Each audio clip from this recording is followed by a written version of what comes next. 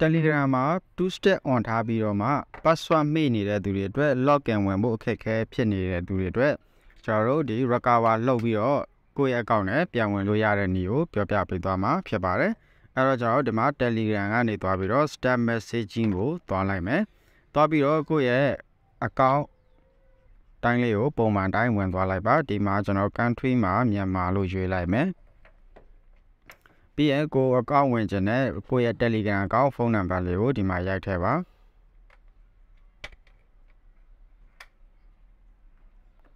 ပြီးရင်ကျွန်တော်တို့ဒီမှာ next သွားလိုက်ပါမယ်ပြီးရင် yes လုပ်လိုက်ပါမယ် Okay ဒီအဆင့်ရောက်ပြီဆိုရင်သူကဒီမှာကျွန်တော်တို့ဒီ two step on ထားတဲ့အတွက် Telegram က password တောင်းနေတယ်အဲ့တော့ password တောင်းနေတဲ့အခါမှာ password မှတ်မိတဲ့လူတွေအတွက်တော့ဒီမှာ password ရိုက်ပြီးတော့ကျွန်တော်တို့သွားလိုက်လို့ရတယ်အခုဒီမှာကျွန်တော်တို့က password မေ့နေတဲ့အခါမှာ account နဲ့ဝင်မရဖြစ်နေတယ် two step on ထားတဲ့အတွက်အဲ့အတွက်ဆိုရင်ကျွန်တော်တို့ဒီအောက်မှာ forgot password ဆိုတာလေးရှိပါတယ် forgot password ကိုနှိပ်လိုက်ပါ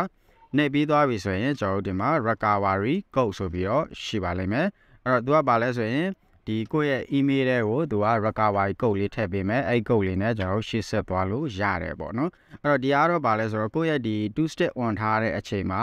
ကျွန်တော်တို့ဒီ recovery email ထည့်ထားတဲ့လူတွေအတွက်ဒါဒီနည်းလမ်းကိုသုံးလို့ရမှာဖြစ်ပါတယ် recovery email မထည့်ထားတဲ့သူတွေအတွက်တော့ဒီနည်းလမ်းကိုသုံးပေးလို့မရပါဘူး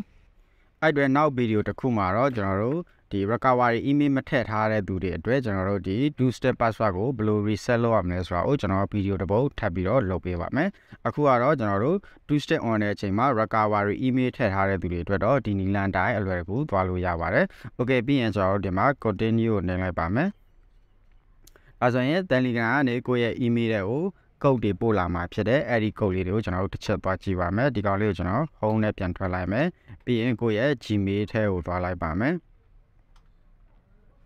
Gmail ထဲကိုသွားပြီးတော့ကျွန်တော်တို့ဒီမှာ Telegram recover your recovery code ဆိုပြီးတော့ email လေးတစ်စောင်ရောက်နေပါလိမ့်မယ်အဲ့ကောင်လေးကိုနှိပ်ပြီးတော့ကျွန်တော်တို့ recovery code လေးကို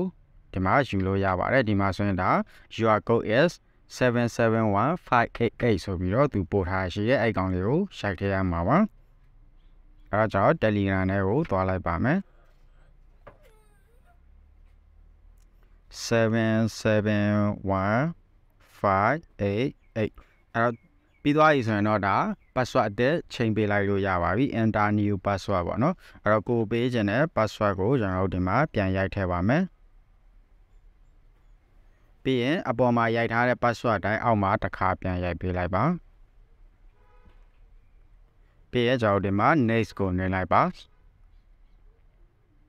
ပြီးရင်ဒါကျွန်တော်တို့ဒီကတော့ password ဒီ hint ကတော့ကြော်လိုက်လို့ရတယ် screen နှိပ်လိုက်ပါမယ်ပြီးရင် continue ကိုနှိပ်လိုက်ပါမယ်